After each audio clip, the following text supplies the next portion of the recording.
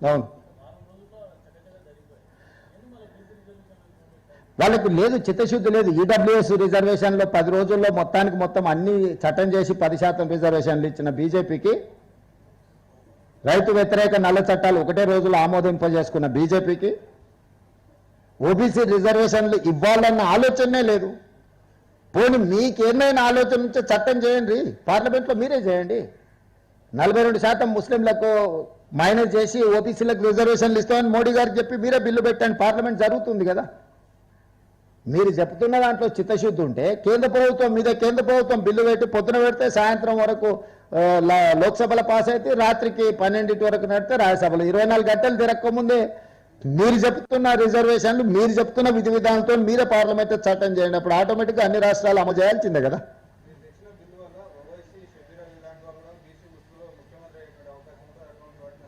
అంటే మైనారిటీలు ఈ దేశంలో ముఖ్యమంత్రులు కాకూడదా? జనరల్ సీట్ ఉన్న మైనారిటీలు ముఖ్యమంత్రులు కావచ్చు. చాలా మందిని కాంగ్రెస్ పార్టీ మైనారిటీలను ముఖ్యమంత్రిని చేసింది, రాష్ట్రపతులను చేసింది. ఏం బాధని మాట్లాడుతుండే ఆయన? అర్థం ఉందా ఏమన్నా? అంటే ఈ దేశంలో మైనారిటీలకు తావు లేదా? ఉండనియరా?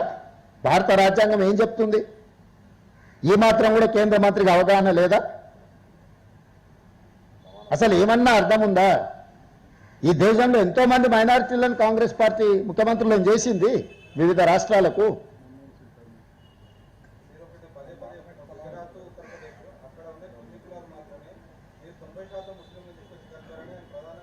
ఇప్పుడు వాళ్ళ బాగా ఎక్కువ కులాలు ఉన్నాయనా, ముస్లింలు ఉన్నారనా ఇందులో? అది ఏందో చెప్పమాను, మీరే నియంత్రించండి. వాళ్ళందరినీ కూడా తొలగించుకుంటే కేంద్రంలో చట్టం చేయండి. మీ చేతిలో ప్రభుత్వం ఉంది, మీరు చట్టాలు చేయొచ్చు, మీరు శాసనాలు చేయొచ్చు, మీరు ఏమేం చేస్తారో చేయండి. మీరు బహానాలు ఎత్తుకండి. మీ బహానాలన్నీ కూడా బీసీలను దెబ్బతీయడానికి ఉపయోగపడుతున్నాయి తప్ప బీసీలకు మేలు జరగడానికి లేదు. నేను సింపుల్గా డిమాండ్ చేస్తున్నా, ఓబీసీ రిజర్వేషన్లు 42% పెంచాలి. ఇది మా విధానం. మీ విధానం ఏందో చెప్పండి, దాని ప్రకారం పార్లమెంట్లో చట్టం చేయండి. మేము మా విధానం ప్రకారం బ్లాంకెట్గా ఎన్ బ్లాక్ రిజర్వేషన్లు ఇచ్చినాం. ఎస్సీలకైనా, ఎస్టీలకైనా, ఓబీసీలకైనా ఎన్ బ్లాక్ రిజర్వేషన్ ఇచ్చినాం. మీరు అట్లా కాకుండా ఏం చేస్తారో మీరు చెప్పండి. మీరు మీ విధానం ఏందో చెప్పండి, చట్టం చేయండి, పార్లమెంట్లో చర్చ చేయండి. ఎన్నికలు రిజర్వేషన్లు అనేదానికి ఇప్పుడు రాష్ట్రపతి దగ్గర పెండింగ్ ఉన్నది కాబట్టి ఇవన్నీ చర్చలు. ఎన్నికలు ఎవరు నిర్వహించాలనో, ఎన్నికల అధికారులు ఎవరు నిర్వహించాలనో అది తెలుసు. రిజర్వేషన్లు రావు, వస్తే గవర్నర్ గారు ఆమోదిస్తాం. మా పరిధిలో ఉన్న బిల్లులు, శాసనసభ ఆమోదించిన బిల్లులను గవర్నర్ గారు ఆమోదిస్తే పంచాయతీ లేదు. ఆ బిల్లులను ఆమోదించకుండా రాష్ట్రపతి గారికి గవర్నర్ గారు రాష్ట్రపతికి పంపించిన కాబట్టి ఇప్పుడు ఇది చర్చ జరుగుతున్నది.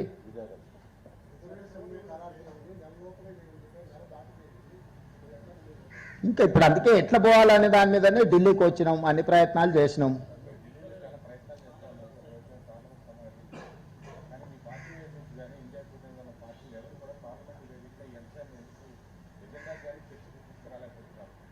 వస్తారు, చాలా విషయాలు పార్లమెంట్లో చర్చ జరుగుతున్నాయి. అడ్జర్న్మెంట్ మోషన్ ఇచ్చిండ్రు, వాళ్ళు ఆమోదించలేదు. అందుకే ఇక్కడ ఎంపీల కూటమి అందరినీ కలిసినాము, వాళ్ళందరూ కూడా ధర్నాకు వచ్చారు.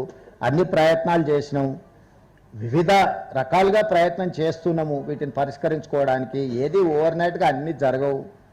నిన్న ఎన్ని పార్టీలు, ఎంతమంది ఎంపీలు వచ్చినో మీరు చూసిరు కదా.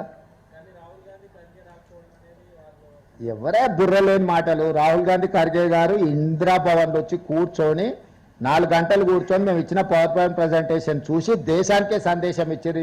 This is one of the best model in India, everyone has to follow Telangana model అని చెప్పి ఖర్గే గారు, రాహుల్ గాంధీ గారు సంపూర్ణంగా 4 గంటలు కూర్చొని చెప్పిండ్రు.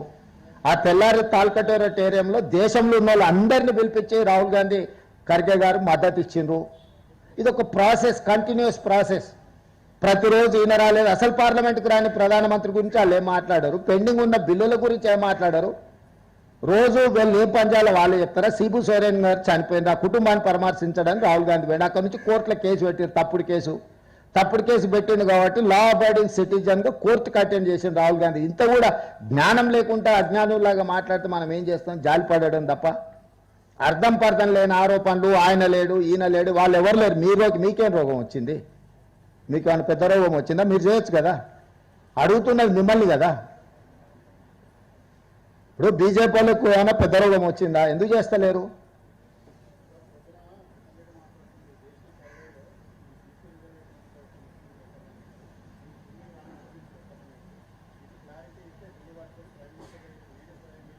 అన్ని ఇస్తాం. అఫీషియల్గా మీటింగ్ ఏర్పాటు చేస్తే కిషన్ రెడ్డి గారికి సెక్రటేరియట్లని chief secretary, planning department special chief secretary అందరు అధికారులతో అఫీషియల్గా నేను మొత్తం అవగాహన కోసం అఫీషియల్ ఇది పెడతాను సెక్రటేరియట్లో. ఎప్పుడో డేట్ ఫిక్స్ చేయమన్నారు కిషన్ రెడ్డి గారిని. కృష్ణ, అందుకే కిషన్ రెడ్డి గారిని రమ్మంటున్నా. మొత్తం కలిపి చీఫ్ సెక్రటరీ, ప్లానింగ్ డిపార్ట్మెంట్ చూసింది ఇదంతా, వన్ మ్యాన్ కమిషన్ చూసింది ఇదంతా, బీసీ కమిషన్ చూసింది. దీంట్లో వివిధ అందరిని పిలిపించి అఫీషియల్ పవర్ పాయింట్ ప్రజెంటేషన్ ఇస్తారు. అన్అఫీషియల్గా నేను కిషన్ రెడ్డి లేకపోతే మహేష్ గౌడ్ గారు కిషన్ రెడ్డి వ్యక్తులుగా మాట్లాడుకున్నట్టు కాదు. ప్రభుత్వ పరంగా స్పష్టంగా సోషల్ జస్టిస్ మినిస్టర్ కూడా రమ్మనుంది తెలంగాణకు. దారి ఖర్చులు కూడా మేమే ఇస్తాం ఇద్దరు కేంద్ర మంత్రులకు, ఎక్స్ప్లెయిన్ చేస్తాము. దాంట్లో ఏమన్నా అనుమానాలు ఉంటే అక్కడనే మొత్తం ఎంటైర్ టీం ఉంటుంది. లేదు కిషన్ రెడ్డి గారిని ఇక్కడనే టైం పెట్టమని ఉంటే నేను అందరినీ యంత్రాంగాన్ని అంతా తీసుకొని వస్తే ఢిల్లీకి.